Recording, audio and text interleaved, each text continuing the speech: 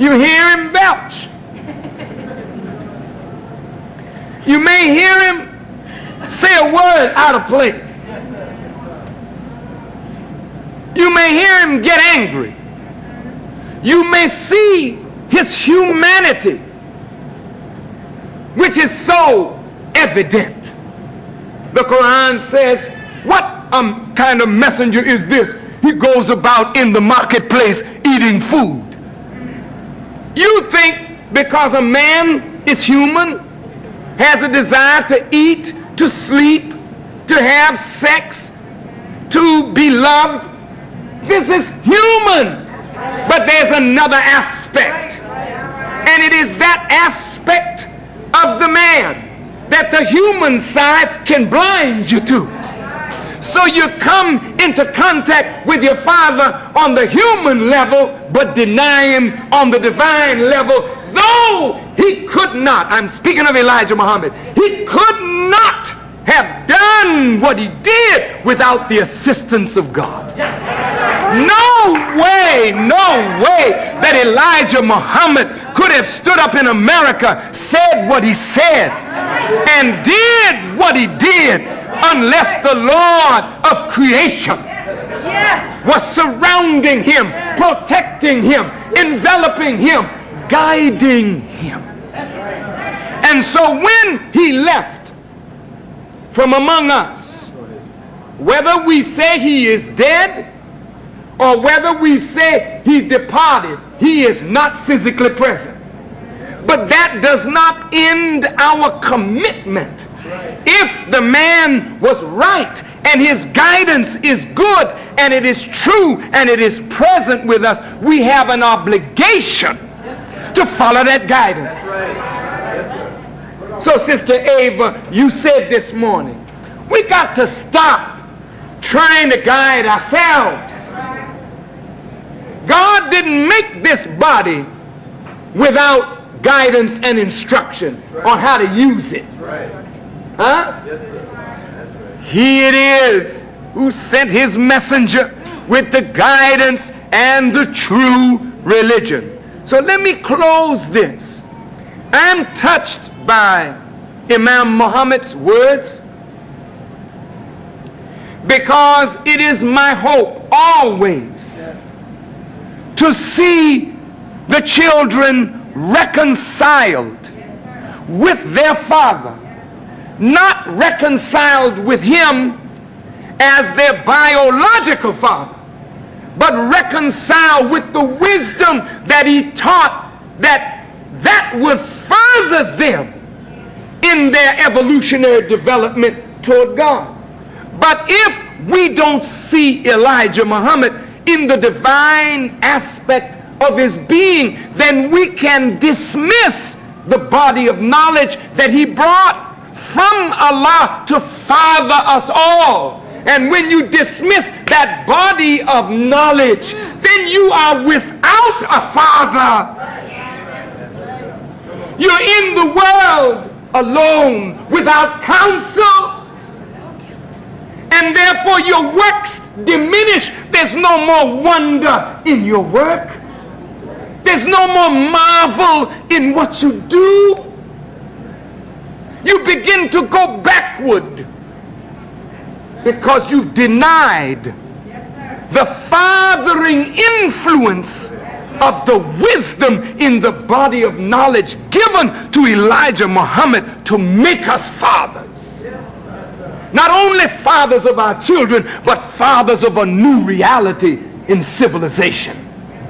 Knowledge, wisdom, understanding, culture, the pursuit of happiness. This is what he gave us. And so I appeal to my children and to the children of the Honorable Elijah Muhammad, and to black men and women who are suffering in America and throughout the world because of a lack of fathering. I appeal to us. Don't look on the physical aspect of this and dwell on the humanity or the frailties in the human, but look at the divine aspect of him and let it give balance to your interpretation of a man who worked among us for 44 years. You see? Women that sleep with men. Can you get up out of the bed of men that you sleep with and honor them? Or does sleeping with a man make him so common to you that he's no longer divine? Can you only respect men as long as they never entertain the thought of coming together with you in a natural human relationship? Can you only love someone in an ethereal, platonic sense, and then when the reality of human conduct embraces you, does that diminish your respect for the divine aspect in the man? And in the man, does it diminish the woman as a divine creature of God because you have a relationship with her on a human level? Then the bed is our destruction. You mean sex is something filthy, low down, immoral, base, cheap? And no man of God should have sexual feelings? What kind of world do you live in?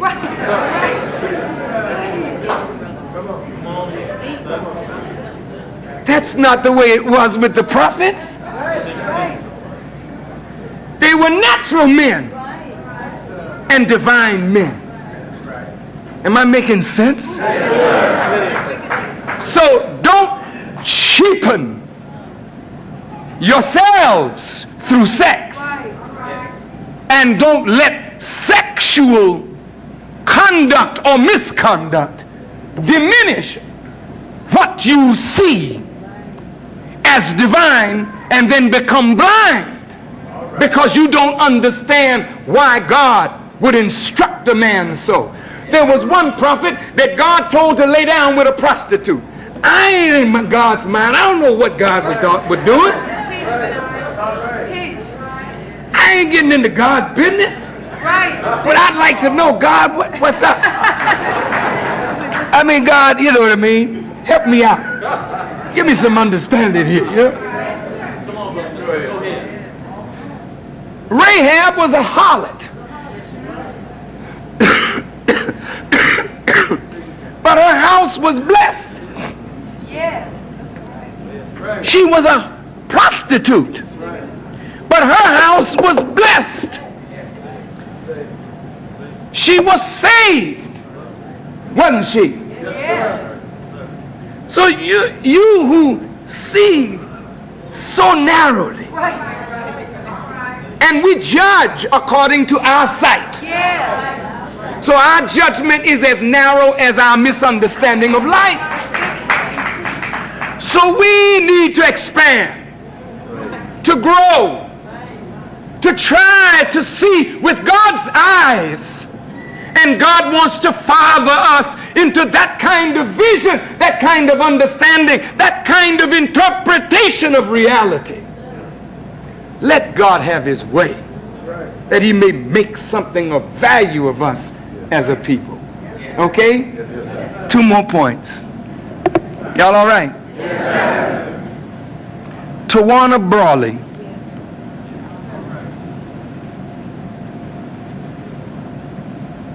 is a woman, not a woman, a girl of 16. You've heard the story, right?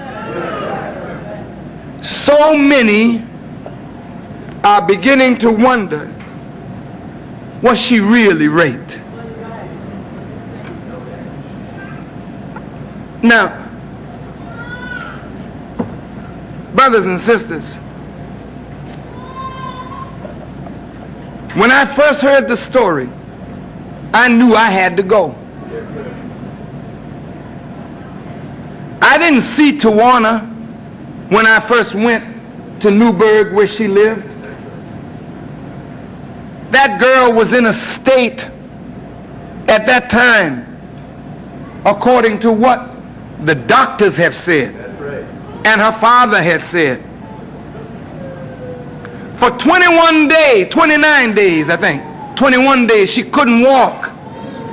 The pelvic area of the young girl was so that her father, stepfather, had to carry her to the bathroom, carry her to her bedroom. She had to crawl up the stairs and down the stairs. What did she go through for 4 days that would make her unable to walk? She said she was in some wooded area with 6 white men for 4 days. Coming home one evening, a car pulled up and got out. A man got out, told her to get in, flashed a badge, and told her to get in. And when he flashed the badge and she hesitated, he hit her and then pulled her in the car. She wakes up in a wooded area, and men are taking turns raping her, sodomizing her. She heard in and out of consciousness conversations. She heard names called. She ain't crazy. No, sir. No, sir. She's not stupid. No, sir. She's a suffering young black woman. That's right. After 4 days of some kind of ritualistic thing, they had markings on her face, scrawled nigger on her torso, KKK, and put excrement on her body, then dumped her in a plastic bag and dumped her behind the home where she used to live. Her aunt, or she was found, not by her aunt, she was found in that condition, in a bag, in a plastic bag. How she lived, only God knows. Taking the girl in that condition, took her past a hospital that generally services blacks, took her past another hospital, took her to a third hospital where she lay on a gurney, still with the excrement on her body, but the ritualistic markings that were on her face were wiped off. And when her aunt got to the hospital, she had an IV in her arm, and she was in a semi-conscious state trying to take the IV out. The aunt asked the nurse, "What is that?" Yes. See? When the nurse explained it was intravenous feeding, she said, "But what is in the feeding?" I don't recall what the nurse said, but the aunt went and took it out of her arm.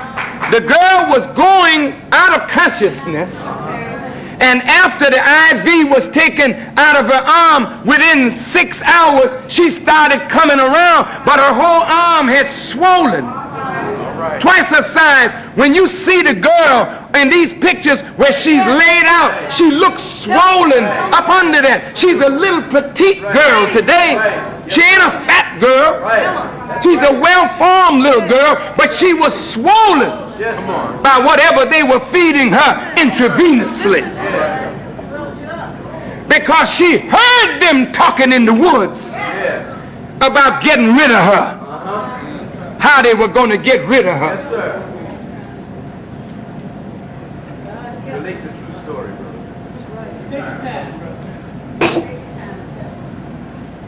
Listen, listen.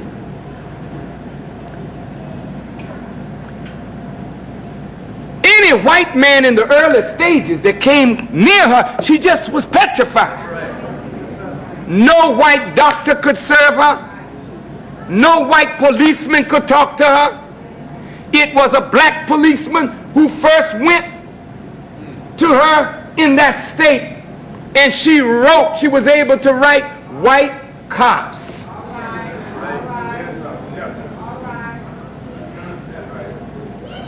See? Yes, sir. Her mother came to her side and said, baby,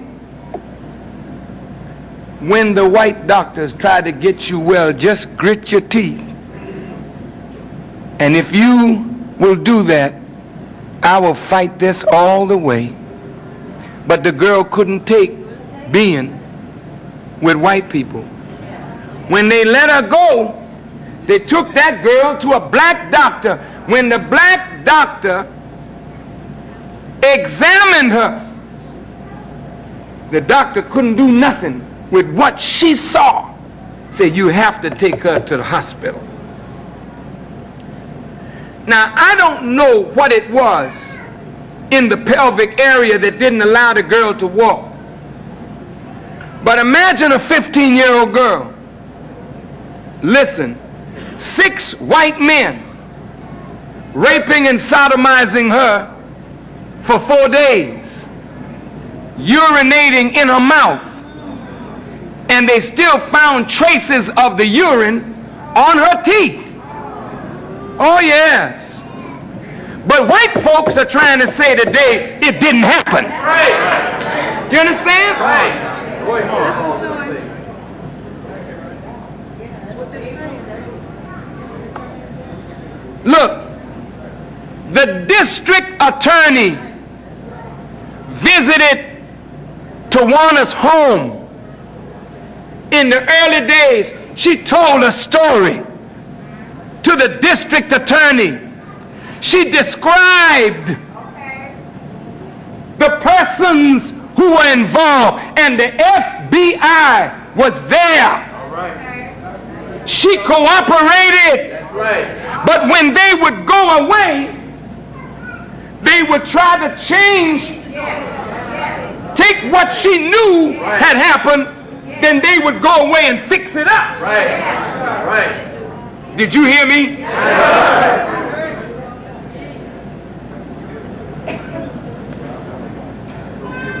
Look at this. The district attorney said, beg the mother, don't get Maddox and Mason, her attorneys now, don't get them. Stick with the lawyers of the NAACP.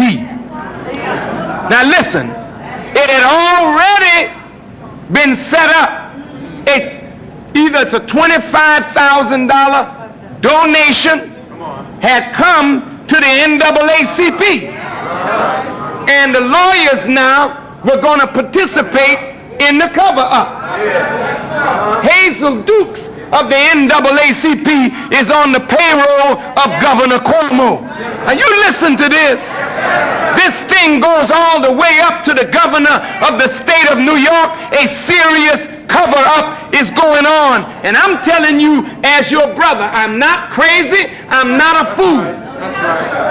Those 3 persons, Reverend Sharpton, Alton Maddox, and C. Vernon Mason, she got the right 3 persons to do what needs to be done for that girl and that case.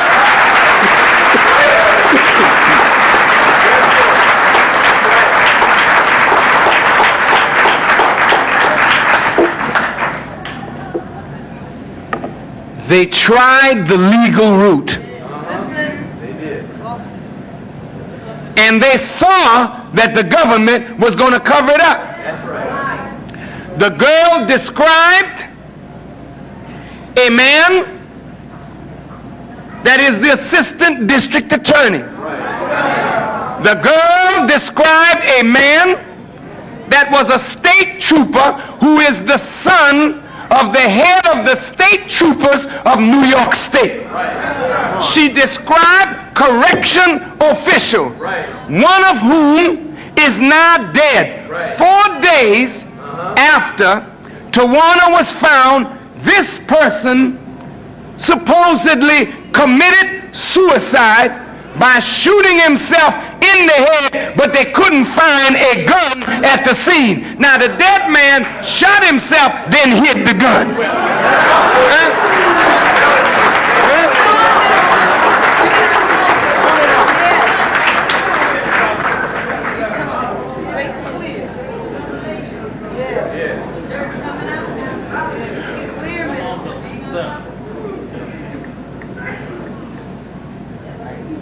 I'm not going to belabor it.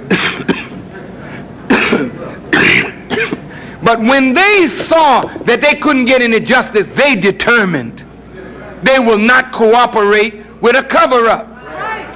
Now, the lawyers named the persons, called their names, because she heard names. A little white boy saw the car that dumped the bag, gave the license plates, and the license plate was the license plate number of the assistant district attorney. Now he has recanted now under pressure. See?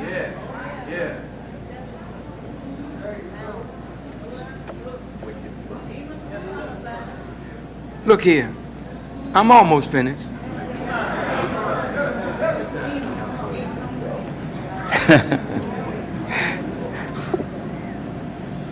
Brothers and sisters, look, the district attorney resigned, saying it was a conflict of interest, but he never explained what the conflict of interest was, because he doesn't want to prosecute his own assistant district attorney.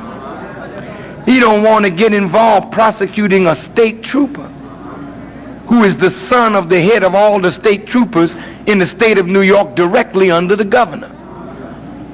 Heavy stuff in a little New York town. I myself, in my ignorance, and confession is good for the soul, and I'm just another human being that has thoughts that sometimes are not correct. I asked Allah, I said, Allah, why you let this girl live? See? I'm questioning his wisdom. Why you let the girl live? You know that this girl has been raped and sodomized. How can she ever naturally relate to a man ever again in life after going through that? But I didn't know God's plan.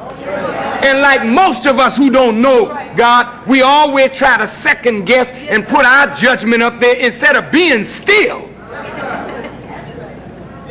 I'm just condemning my own foolishness. When I met Tawana, I understood.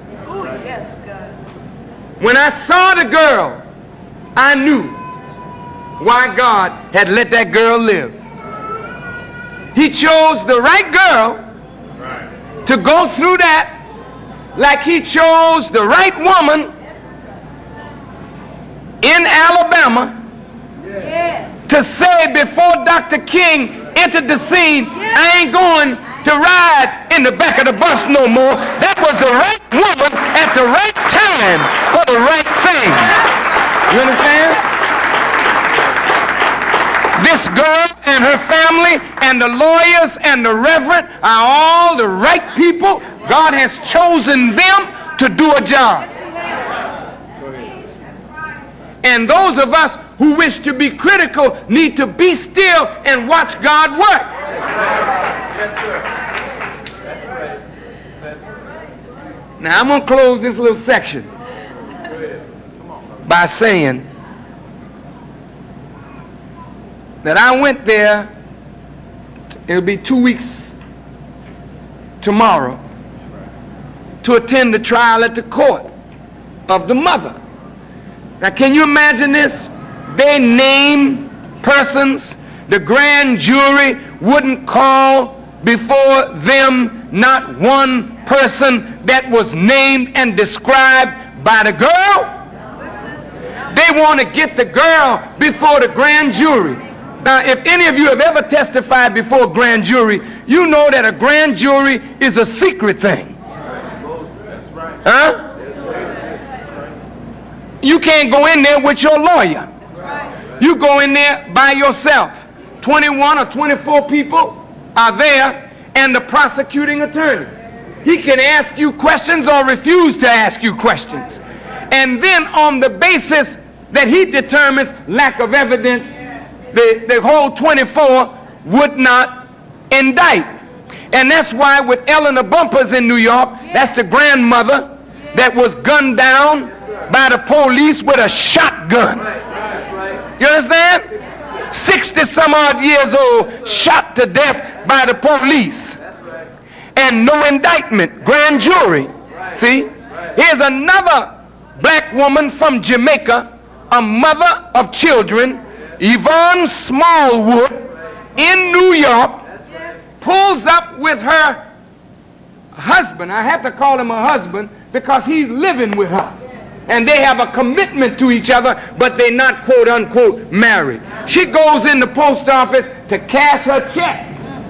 Comes out, the police are writing a ticket. She said to the man, "You all should be out catching criminals rather than harassing law-abiding citizens." That police turned on that woman and beat her down to the ground. And then other police beat her. And they took her to the precinct in a beaten state. Only fingerprinting one finger on each hand, knowing that you can't get, I mean, in other words, to hold her there. She died in the precinct. They shifted her body around so much till the family couldn't find the woman. When they found her, she was dead and she was beaten. You could see on her body that she was beaten so that the blood had, what do they call that thing?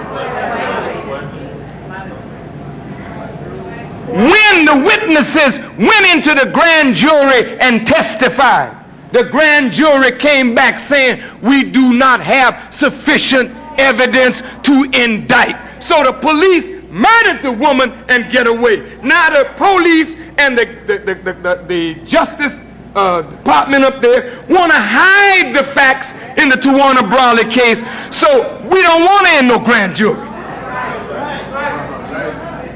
We don't want to go there and cooperate with a cover-up. So her lawyers decided, no, she's not going before the grand jury. I didn't understand why. When they told me, I said, I agree. Now, she don't go before the grand jury, so they say, we'll subpoena her mother. What does her mother know? Her mother didn't see it. Her mother wasn't there. So if hearsay cannot be admitted in a court of law, how can a woman that didn't see or hear be called before the grand jury to testify to what her daughter told her? So the lawyer said no, and they tore up the subpoena. Now this is Reverend Sharpton. I don't care what nobody says about that brother. That's my man. I don't care what they say.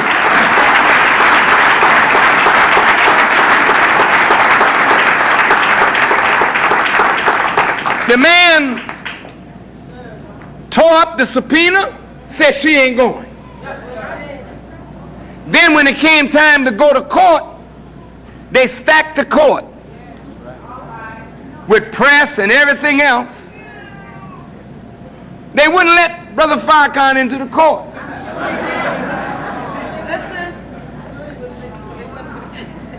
And I wasn't going to hang around. I went to here to be a witness. They wouldn't even let me in the court. Didn't want me to be a witness. See? So the lawyers in the court, instead of trying it legally, tried it politically. Said to the judge, look, ain't no black man gonna get justice from this. Now y'all may not, from a legal viewpoint, say the man did right. But politically, he's taking justice to the streets. Not the white man's court. That was what the white man set up for himself. But the streets, that's another thing. We can't get justice with white folk. Isn't that what the Honorable Elijah Muhammad said? So if you can't get justice, how can you keep hanging out with a people that won't give you justice? What is it leading to? And if you look on your job, when you as a black woman take up for Tawana, the white women say, well, I just don't believe it. I think it's a hoax. Now look, man, look at this. How in the hell can you ever unite with a people that you don't have no kind of mind agreement? God is separating you and me from these devils, brothers and sisters.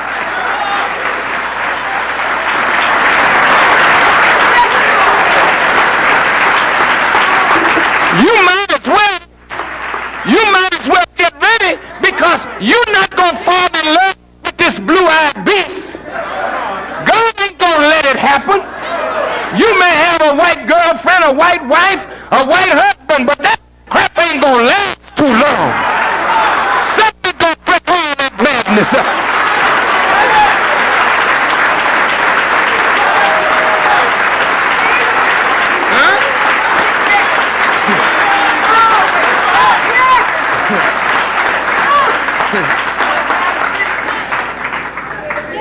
We're headed toward separation. We are headed toward our eventual